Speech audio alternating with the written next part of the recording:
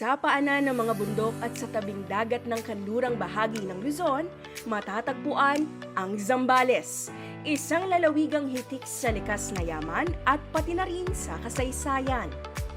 Kilala ito sa matatamis na mangga, ngunit teka, hindi lang pala matamis na mangga ang kayang ibigay ng Zambales.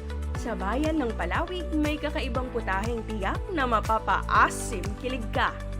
Ito ay ang pork sinigang sa mangga, kung saan ang asim ng sampalok ay pinalitan ng hilaw na mangga mula sa mga punong inalagaan ng mga masisipag na magsasaka ng Batong Bakal Farm.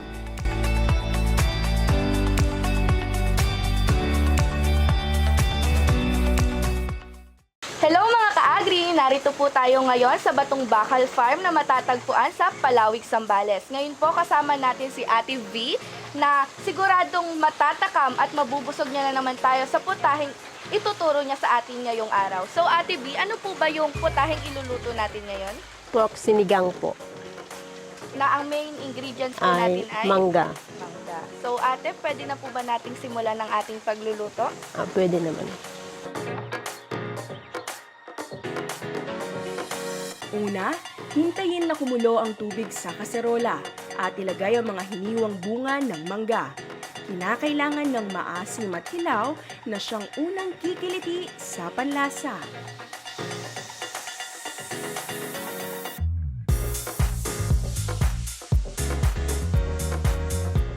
Kasunod nito ay dagdag ang kamatis, haluin ng bahagya, at isunod na rin ilagay ang sibuyas para mas lalong magbigay ng lasa sa sabaw.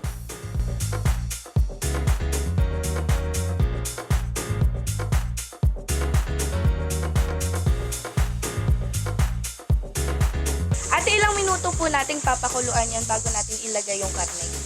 Mga 10 minutes po ma'am para po lumabas yung lasa ng mga nilagay kong ingredients. Okay po. Balita ko po kasi may iba't ibang way tayo ng pagluluto ng sinigang. Kasi po sa amin, ginagawa po namin, ginigisa po namin siya sa bawang at sibuyas. So sa inyo po pala dito sa Zambales, ang ginagawa ay nilalahok na lang po lahat ng ingredients. Pagkatapos ng ilang minutong paghihintay, isunod naman ang karne ng baboy. Takpan at hayaan itong kumulo hanggang tamang-tama na ang lambot nito.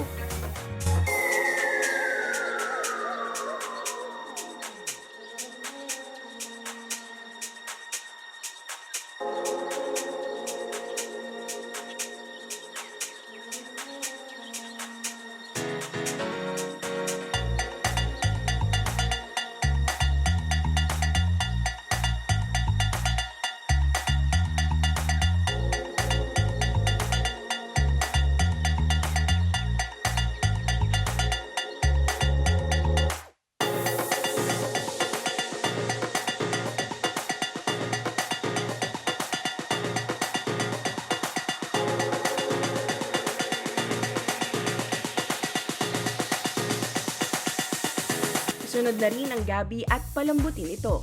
Ang gabi ang siyang magbibigay ng dagdag na lasa sa sabaw.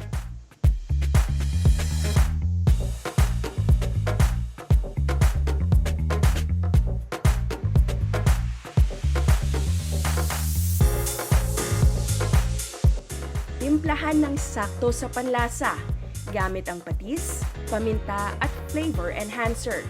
Haluin ng mabuti at hayaan itong kumulo.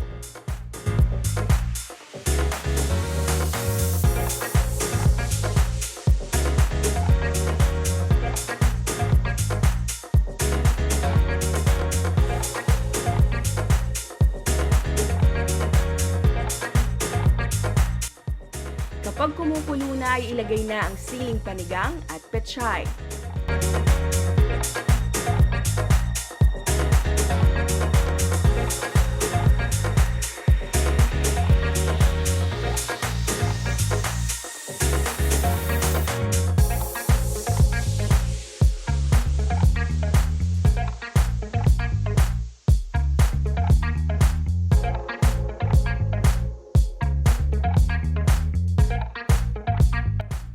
Maghintay ng ilang minuto hanggang sa maluto na ang pechay.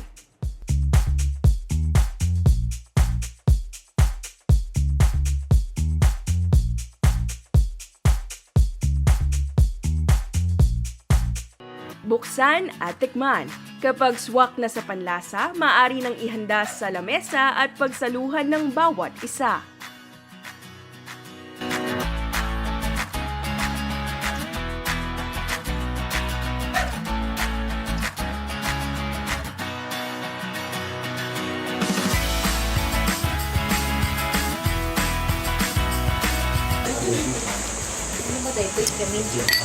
Swabe sa asim, sakto sa alat, at kapag nilalasap, lalong sumasarap dahil sa mangga. Kaya't mapapasabi ka ng Certified Agri Sarap.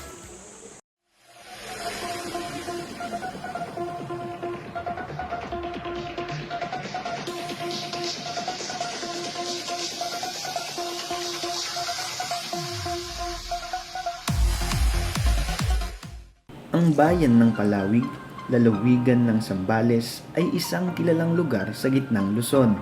Ito ay may mayamang ekonomiya lalo na sa larangan ng agrikultura. Sa hangaring higit pang mapaunlad ang kanilang ani at kabuhayan, ang mga Sambalenyo ay aktibong gumagamit ng mga makabagong teknolohiya sa kanilang mga sakahan. Upang bigyan tayo ng mas malalim na kaalaman at impormasyon tungkol sa kanilang makabagong kagamitan, samahan natin si Sir Enrico Batumbakal. Siya ay maghahatid sa atin ng mga makabagong inobasyon at pamamaraan na lalong nagpapalakas sa sektor ng agrikultura sa Zambales.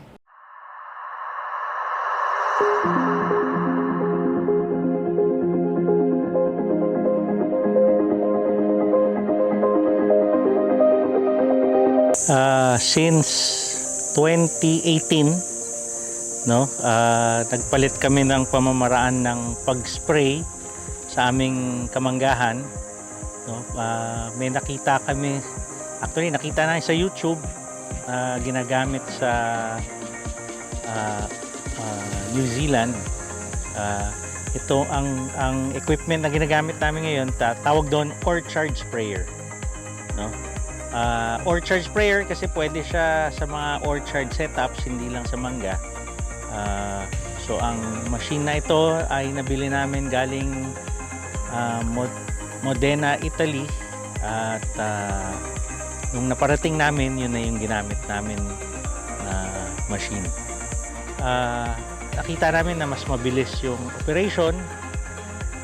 Isang tao lang ang kapalit nung 18 to 24 na tao, and then safe yung tao dahil nasa likod yung chemical, malayo siya, and then yung 8 hours to around 10 hours ng spraying natatapos lang sa loob ng 3 hours. So yun yung mga reason, very efficient siya. Mas maganda talaga yung coverage, pagdaan ng tractor in between the rows of the trees, so yung buong area na yon nako-cover nung spray.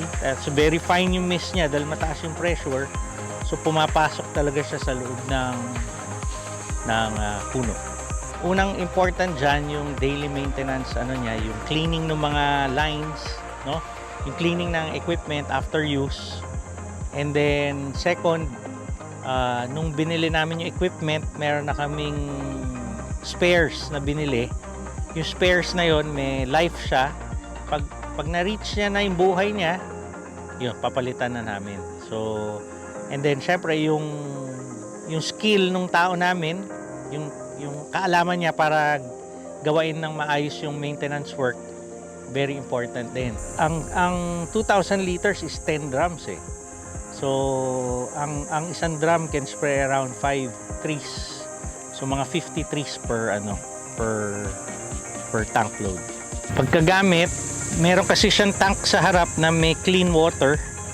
So, bago siya linisin, ipe-purge mo muna yung line. Ubusin mo yung clean water na yun, dadaan sa line para lahat ng nozzles niya malinis. And then, pagka tapos nun, ipa-power spray siya, ugasan siya. Sasabunin, lalo na yung loob, para malinis siya for the next use.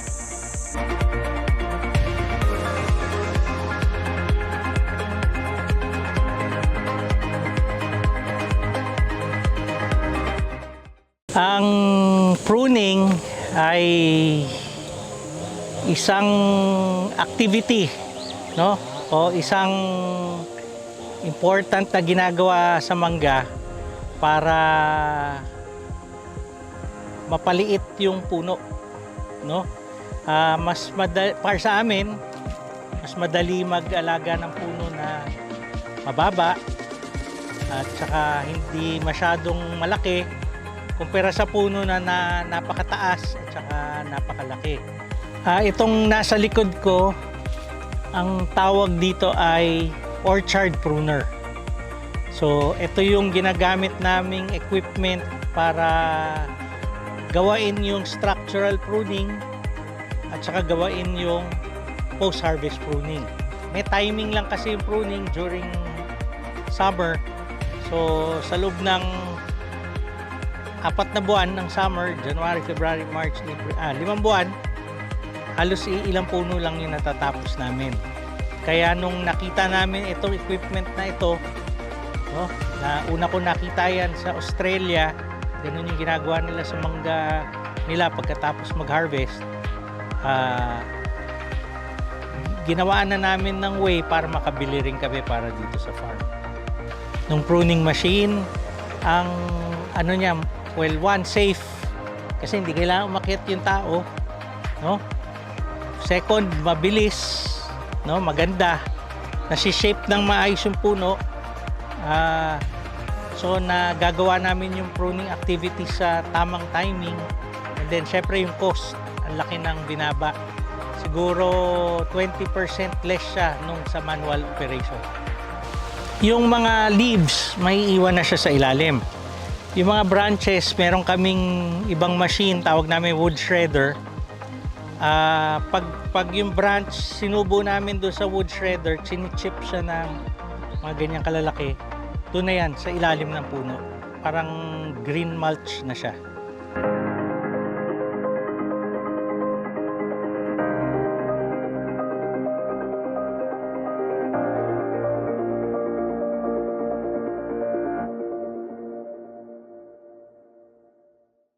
Marami pong salamat mga ka-agri sa patuloy na suportang inyong ibinibigay sa atin pong programa. Nawa ay isa na naman pong kwento, aral at impormasyong pang-agrikultura ang inyong baon ngayong week na ito. Kung karagdagang balita po ang inyong hanap mula sa aming pong ahensya, bisitahin ang aming Facebook at YouTube channel na Department of Agriculture Central Luzon. At huwag po natin itong kalilimutang i-like at i-follow. Muli, ako po ang inyong host, Ernest Payawala, at magkita-kita po tayong muli hanggang sa susunod na episode ng inyong paboritong agriculture television show. Ito ang Agri TV Central Luzon.